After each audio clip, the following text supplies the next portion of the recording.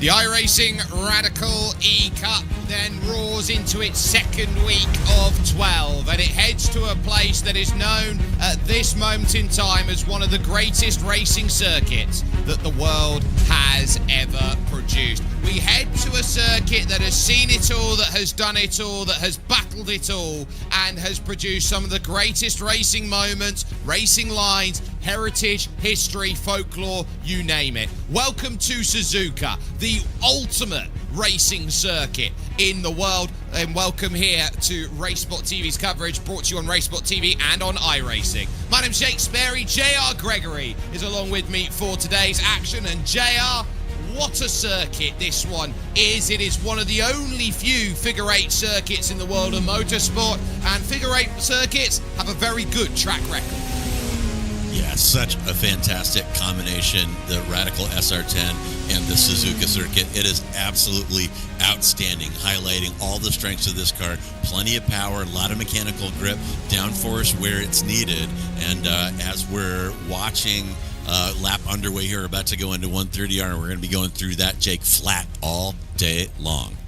And they will know that their championship has a lot of different styles of circuits. Sonoma and Spa are on the horizon. You look over to some tighter circuits like Brands Hatch and the Hungaroring. The WeatherTech Raceway at Laguna Seca comes to mind. You've got the Nordschleife, which will be a huge challenge for all of these drivers. And then the Adelaide Street Circuit to end the season out. Couldn't be more of a chalk and cheese finale to this season too. But pick up the points as you intend to go on with it and pick up the opportunities. After the opening week, it's James Barry who walks into today as the strongest driver on 364. George Gonzaga is alongside him then in second, with Kjetil Larsen in third and Heinz Braun fourth. You've then got Peter Avani fifth, your winner from the round one, Andre Castro, who hasn't taken a race here in this second week. Then you've got Horvath Gulliksen there in seventh, and then the second of George Gonzaga's accounts there in eighth, Sebastian Lipp ninth, and Bruno Vittorino. They're rounding out your top 10 as far as the championship standings go. So they will set themselves off into racing. 8 minutes, they have on the clock. 2 laps to go and set a time. Peter Avani, the Slovakian, currently the fastest of the lot on a 153.9, but your top 4 split by less than a tenth of a second at the moment as we focus with Felix Chamoes here, the Portuguese driver, working through out of Degner 2 and up to the Nissan brake hairpin. Yeah, and, those splits really show the quality of the competition that we enjoy here at our 2100 GMT broadcast. Look at that bracket. The top 10, only 1 second, separating those cars on a pretty long lap here at Suzuka. And Jake, Suzuka is a classic track, one of those tracks that we all have a lot of laps on. So to set yourself apart here, you've got to be digging for those tenths, hundredths, and 1,000ths of a second. And this is what these drivers are facing right now. Yeah, they've got to really claw and get as much as they can out there. It is cloudy out there on circuit, 19 degrees, the track temperature. It is icy cold. It is massive dog walking potential today rather than egg frying, as Felix Chamoes is now looking into the Aston Martin chicane. Massive kicker tail through the middle. That's going to scrub the speed then down the hill through the final corner. Jack Veazey goes fifth. Gail Valero goes fastest then, the Blue Mercure driver. And so for the moment, Chamoes a 54.3, only good enough for 8th at the moment. Paki Caruso going quicker than is the Italian. Here is the Uruguayan Rafa Blanco looking to try and get out of the 10th position and up a couple positions more. Here's the drive then towards the line, and that is going to be a 54.2, good enough for 8th. Yeah, and you saw contrast there between Blanco and Samoas there. The critical nature of that final chicane heading onto the pit straight. It's a low-speed corner. You're kind of flirting with the curbs, making a decision whether to bang over them or not.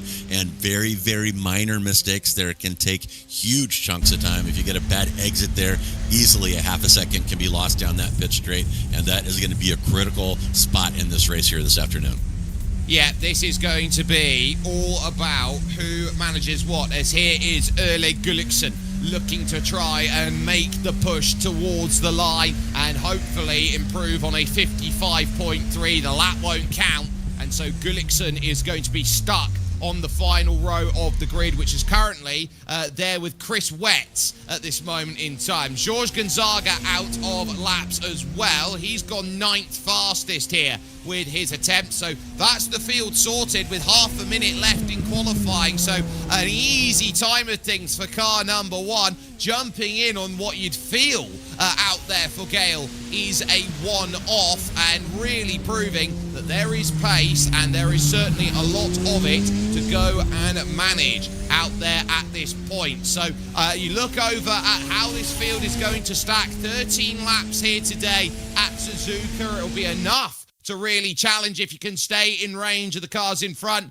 But it is the Frenchman formerly of Apex Racing Team, a team that no longer functions in the world of sim racing, who is on pole for this one. Gael Valero with a 153.412. Alongside for company is Peter Avagny with James Barry and Sebastian Lipp, the two inner cars, 3rd and 4th. Jack Veazey will have Kjetil Larsen there in 6th position, with Rudolf Nagel in 7th for Sim RC, and CRT's Paki Caruso going from 8th. You've then got Jorge Gonzaga 9th and Rafa Blanco rounding out your top 10, with Felix Samozand Miron Yanni there in 11th and 12th positions. On row 7, you've got Ryan Otto and Heinz Braun, as early Gullikson there, early Henrik Gullikson is 15th, and rounding out the field is Chris Wetz in 16th position. Downhill run to turn number 1, and it is often worth noting that the car on the inside has a slight disadvantage by being on the dirty side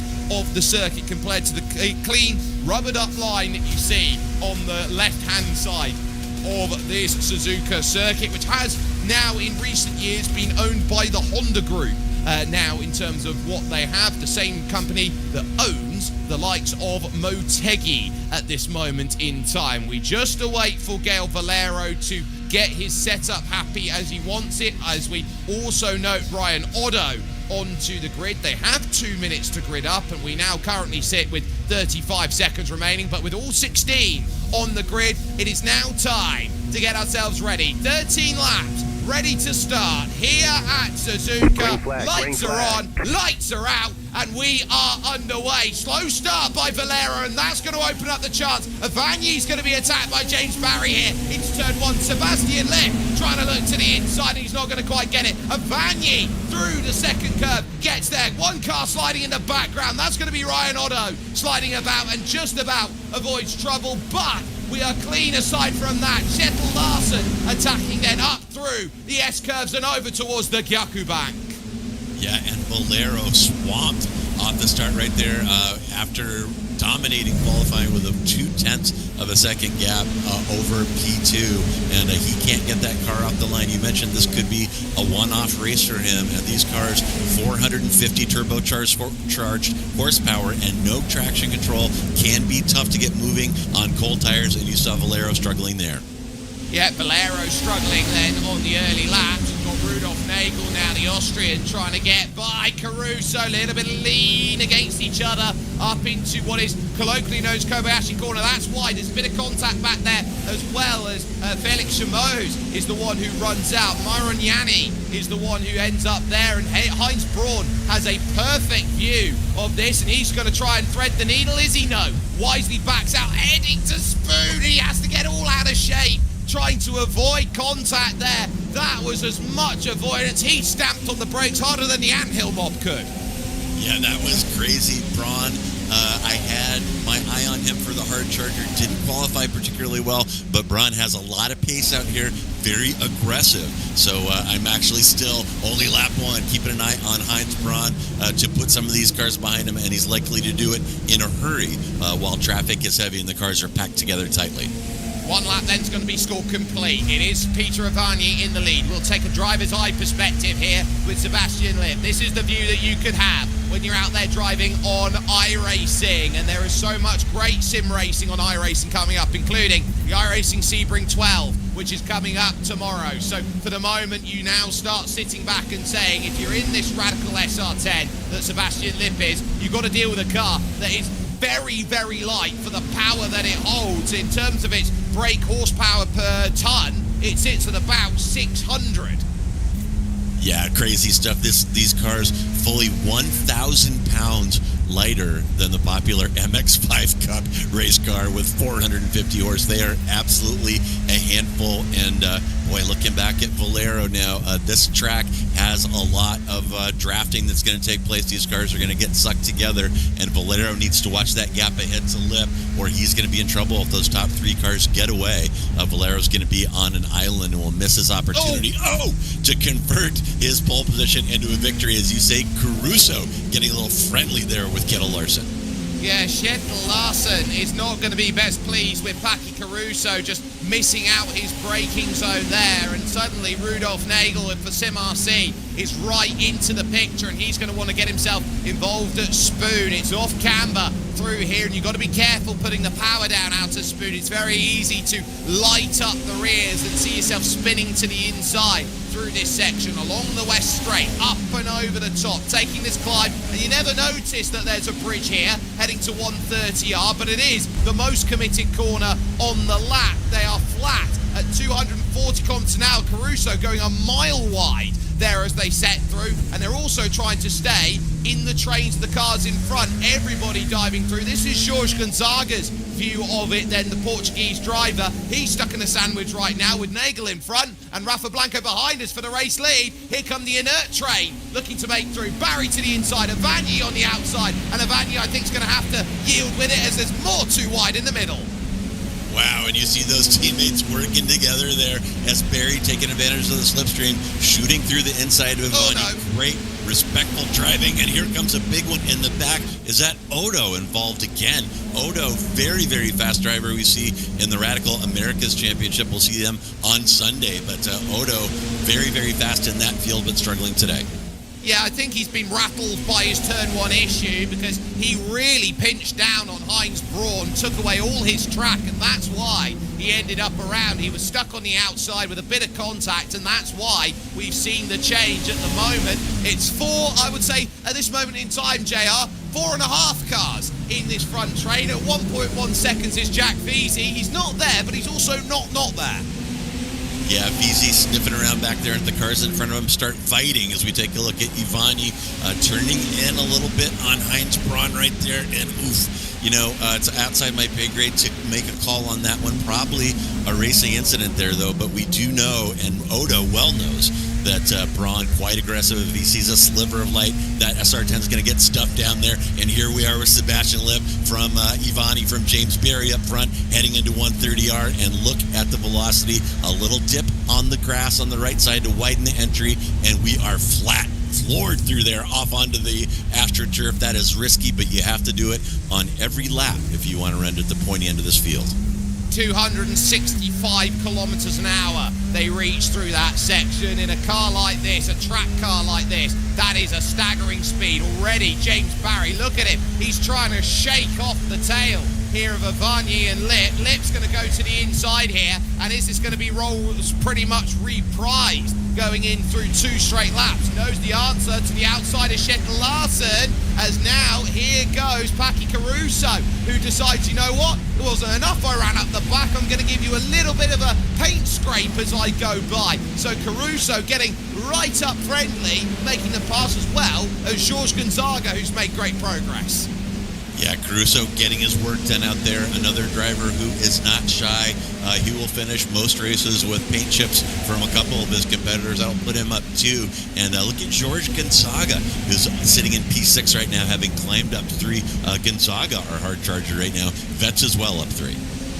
Yeah, so Chris Vetz is doing a very good job at the moment, jumping up the order and saying, look, I can get myself a couple places, but it has been respectful at the front of this field as they stand. Blanco is the one there, 4th in the train. Just jumping out of line a little bit, looking to try and chase down Kjetil Larsen for that position, and it wasn't quite there as it tried to work on through. So Larsen holding his ground right now, but knowing that there is still a long way to go in this race. And we talk about these cars and this style of racing being pack mentality out there. It's like racing a Talladega, for example. You have to think about how you're going to win your race or win your positions, rather than just going for the move and going, haha, I'm through. Yeah, and if you haven't driven one of these cars, the slipstream is almost comically powerful. It feels like you've got a rubber band attaching you to the car in front. If you've got DRS, push to pass, something along those lines, as those gaps close so rapidly on the faster stuff, as we're going to see here from Blanco. But I've spoken to some real-life radical drivers and asked them if that is exaggerated, and they have told me that that is how these SR10s behave on track as well. Massive slipstream now, running along with Blanco coming off of that pit straight. Blanco's looking ahead at that fight between Larson and Caruso Gonzaga there as well. And Blanco with a popcorn seat in the perfect position to pounce if things go sideways between these three. A lovely view driving through the S's of 3 and 4 into turn 5 and then the Gyaku bank, turn 6, which means the reverse bank corner, or off camber as we like to call it. Now into the Nippo corner of turn 7. You're just trying to get as close to the curb as you can without touching it, because Rafa Blanco will run wide there by just having that understeer that comes along from just losing the surface of the left-hand side tyres. That right hook of Degner 1 into Degner 2, which softens up. And then as you go through the corner and up the hill over towards the Nissan brake hairpin, this is a half chance for many of the drivers out there, but you're looking to set up the run off the exit because you've got a big long drive for Spoon behind them. Rudolf Nagel with a half spin. That takes Myron Ianni off the back of the train. Yeah, and I'll tell you, Blanco right there had a pretty good view of Larson showing his nose to Caruso on the inside of Degner. Pass completely doable there. Great place to catch your competitor off guard. Would love to see it sometime in the last 8 laps of this one. So we'll keep an eye on Degner for you. It's going to be around the outside of 130R for the race lead. What a pass by Peter Avagni. He's got the move sorted, but here's the caveat. You can get the move done around the outside of 130R. You're leaving yourself vulnerable here. It's brought back Gail Valero, and look at the drive then through. Just completely out of shape is Avagni, and now it seems like the inert train will be 3 wide, because here comes Sebastian Lipp to go to the inside, pulls to the outside. Instead he was going to try and go through the middle, but James Barry is not leaving any stone unturned. Oh, and Ivani still hanging tough there, though. Oh, and a little touch. Ivani wanted to follow Barry through there. There he goes. And there he goes. He is around. And my, oh my, Ivani was flogging that car. You saw that huge move, the outside of 130R. Heated up those tires. He was terrible through the chicane coming on to the back straight. His tires failing him right there. And Valero now with a 1.2 second gap up to Lipp. He needs to close that down here, Jake. He needs to close it down quickly, or those teammates are going to drive off. At 130R, Peter Avagni led this race. By the time he reaches the Degners, he's down in 13th position. It shows you how tough it is when you make a mistake out there. Car was fully loaded here, so he has the initial contact. He follows Sebastian Lipp close, and then he makes contact in the rear. Car unloads as he's stuck in underneath there, JR, and then it just forces that spin. We see it quite often, more often than you think.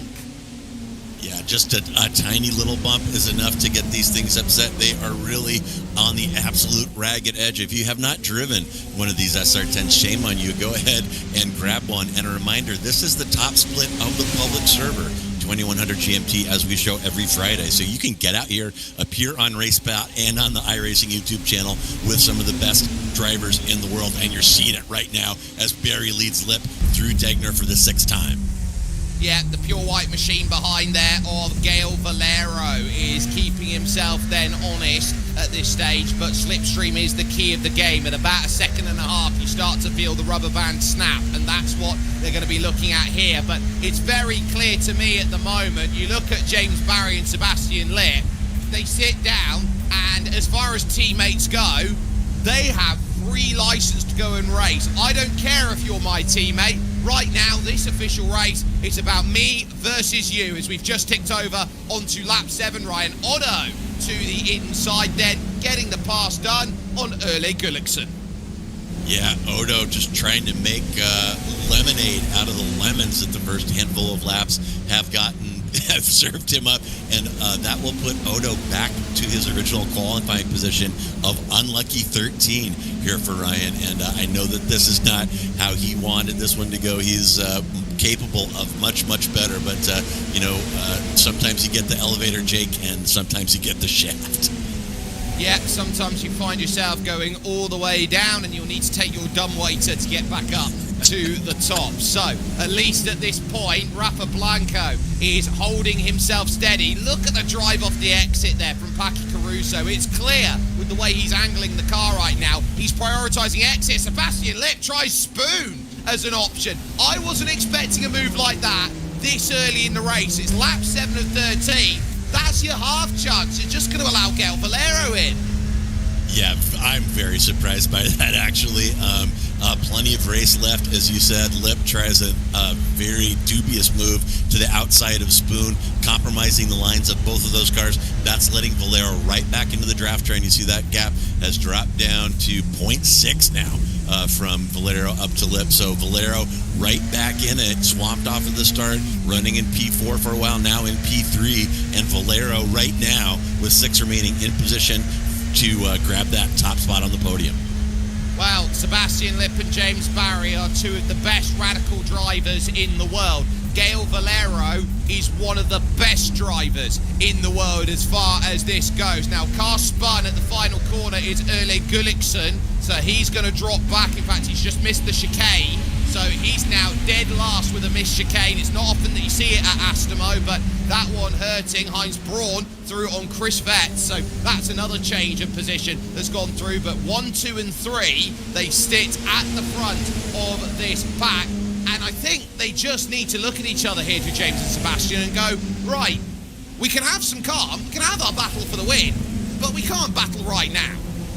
Yeah, I would definitely try to create some space and save that all for later. But you know what? At this point, it's too late, because look at Valero. He is right there. That gap from Valero up to Sebastian Lip, 4/10 right now, and some more interesting fighting there through the old Kobayashi hairpin. Barry is going to be trying to fight off Lip. Barry's going to move over to cover the entry to Spoon. Will Sebastian try the outside again as Valero? This is exactly what he wants to see, Jake. Exactly, especially for a driver who doesn't normally drive this Radical SR10. The one thing he needs is laps under his belt, because if he puts laps in, he'll gain confidence. Yeah, too right. And here we go. It's Barry from Lip, from Valero into 130R. Watch him dip a tire into the grass and open up this entry flat through here. And then one of the most difficult braking areas right here under the Advan Bridge into the chicane. And look at Valero's confidence on the brakes. Brakes very tough on these cars. A lot of aero. You get a bleed brake pressure as you lose speed and lose downforce. And Valero learning this car very effectively right now, right in front of us. Yeah, now here's the chance. Sebastian Lip. Oh, there's a tiny tightrope towards turn 1. He can't get that one on James Barry. He left racing room. 0.9 of a car's width out there. They fight behind. George Gonzaga now sees Myron and Yanni here, who is now having to defend. This is with Rudolf Nagel, Paki Caruso, Felix Chamoz is on the back of this one. 4-car battle then on the bottom of your screen. On the top, your top 3 going at it for the race lead. If they're not careful, these 3 at the front, they could allow Jack Veazey in 4th. Yeah, they really could. And that squeeze up against the wall. You talked about some of the historic fights that have taken place here at Suzuka. I had a little flashback. I think it was Sebastian Vettel squeezing a competitor up against that pit wall, going down that long straightaway into turn 1 here at Suzuka. And you saw Barry put the screws to Lip right now. So the gloves are off. If they are on comms, those comms are quiet, because the fight is on and Valero is involved.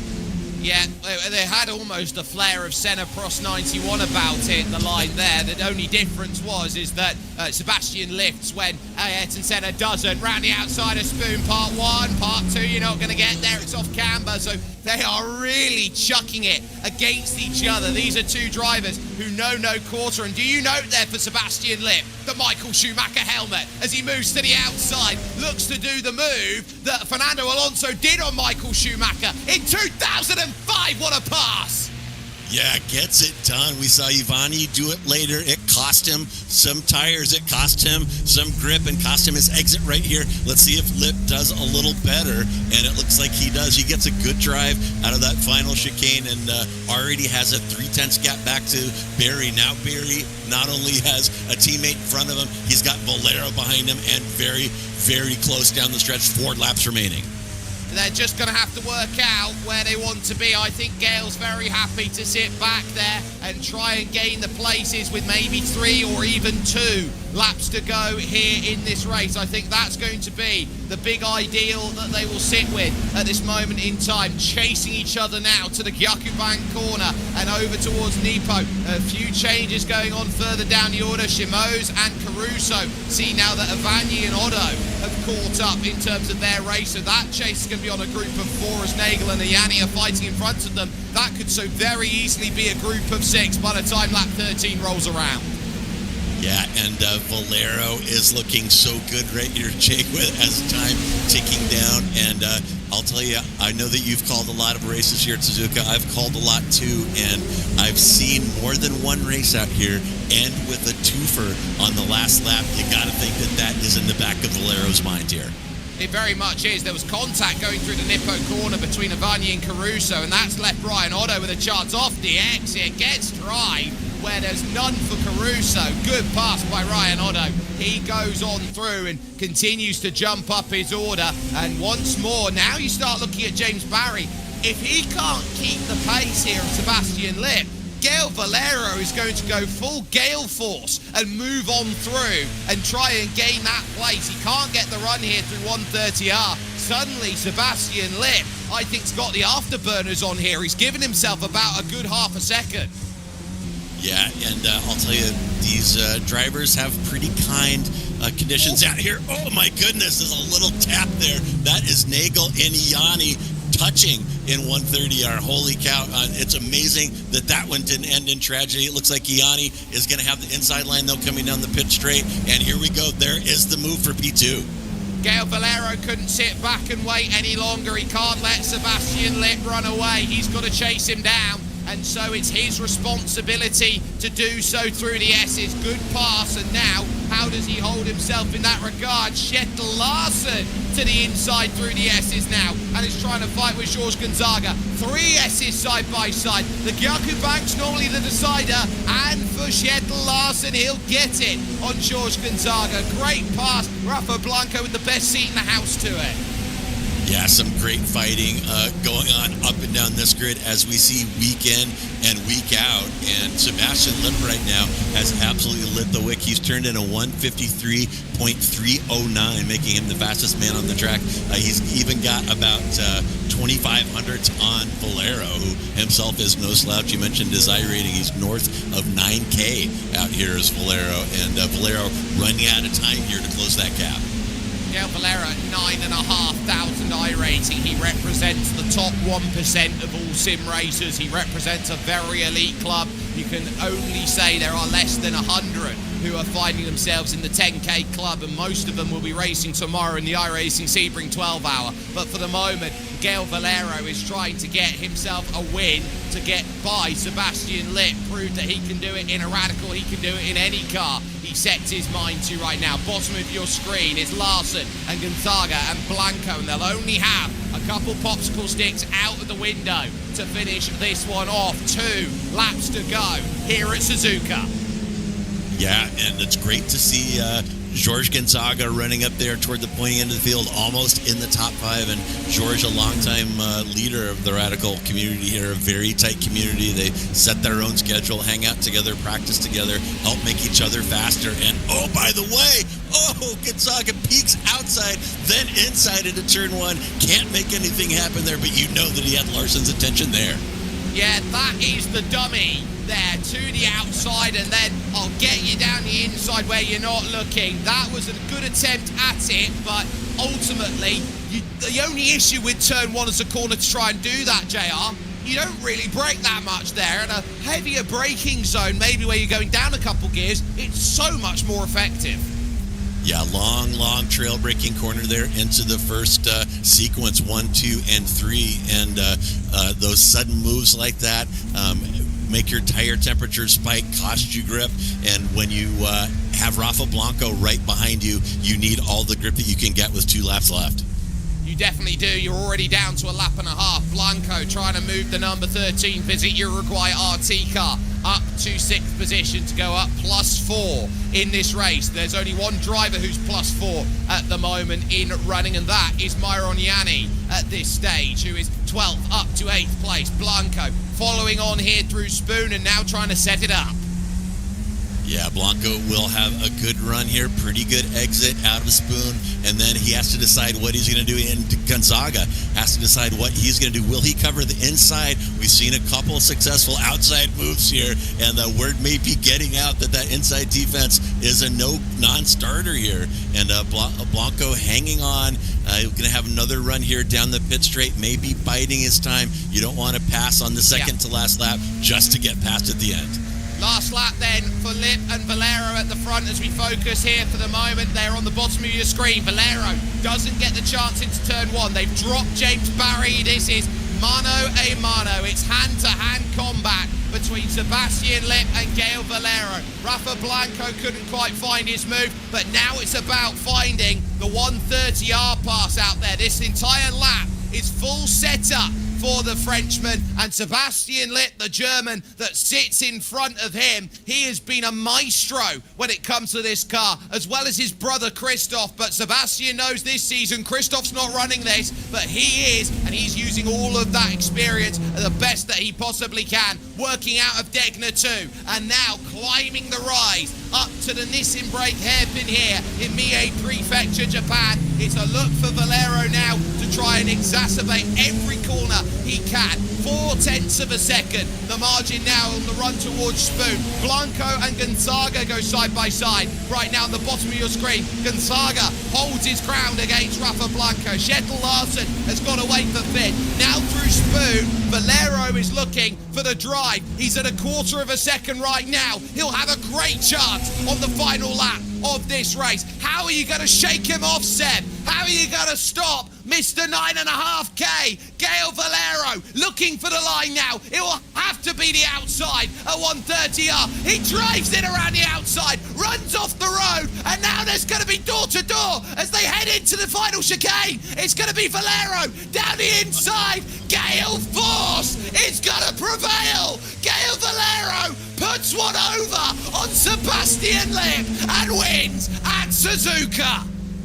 What a fantastic move, and you called it. That whole lap came down to that moment, and those spectators at 130R were on their feet as those radicals approached them at extremely high velocity side by side. Let's take another look.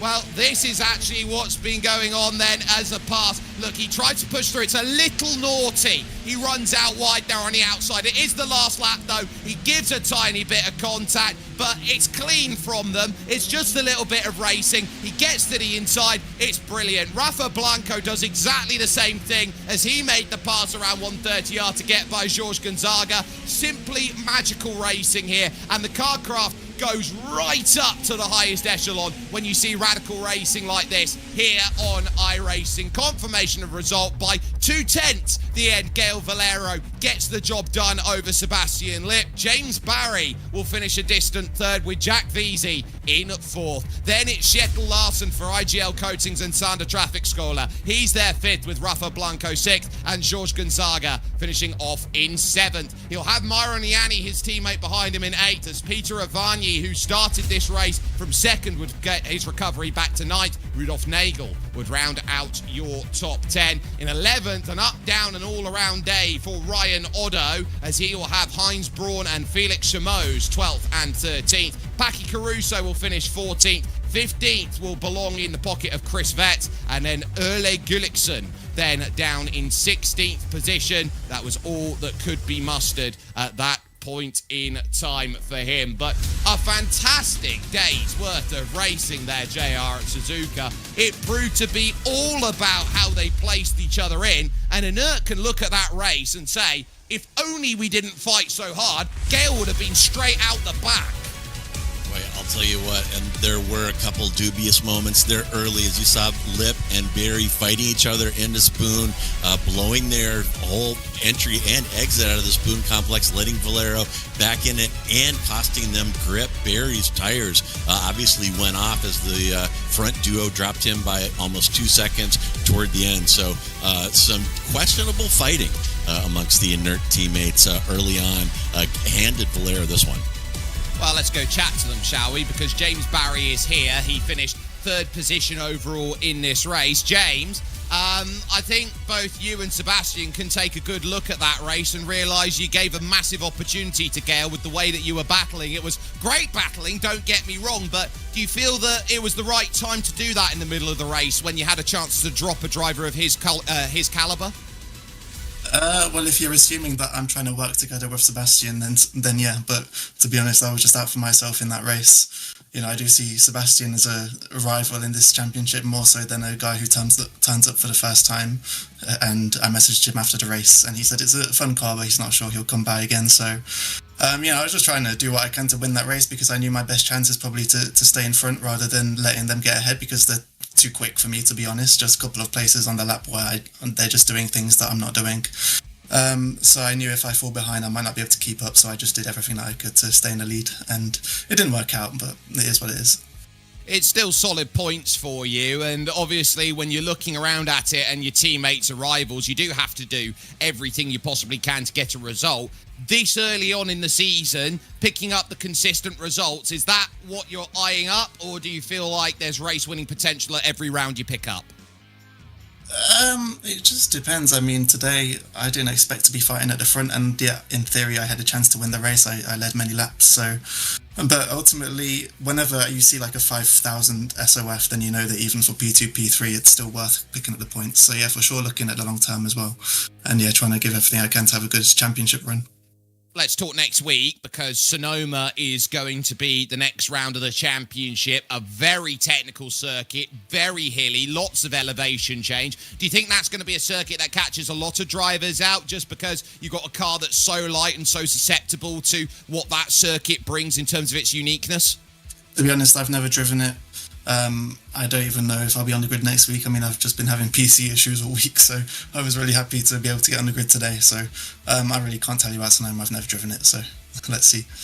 Well, not a problem at all. Just glad to see you racing out there, James, and a great race that you had today. P3 overall is the end result. And let's talk, JR, about Sonoma in 7 days' time, the third round of the championship, which will be running on through. And that is going to be a track that pretty much will separate wheat from chaff. Sonoma, absolutely fantastic, and it is going to separate the drivers who put the time in to learn that very complicated circuit. And Sonoma Raceway on Sears Point in the Bay Area of California, often overshadowed by its more famous cousin down in the Monterey area, Laguna Seca, but it is every bit the racetrack. It is a gorgeous facility, and man, you are too right about, imagine these radicals coming up turn 2 and taking that right-hander at the top of the hill as the car lightens up right across the apex, right when you're wanting to put the power down. You have to do that 2 times back-to-back. And, if the folks who don't really grind out the practice time to shave off the tents out there are going to have a hard time at Sonoma. Yeah, you can only catch it with us on Racebot TV and with iRacing as well. Brilliant racing then from the series that always seems to find a way to deliver. We had thrills, we had spills, we had automobiles, proving that there were amazing racing actions to be had at every single chance that could be had. The chance came down to Sebastian Lip versus a driver of world-class caliber in sim racing, and he's a driver who found out that you've got talent, you may as well go and use it. Nobody had the way today to stop Gale Force.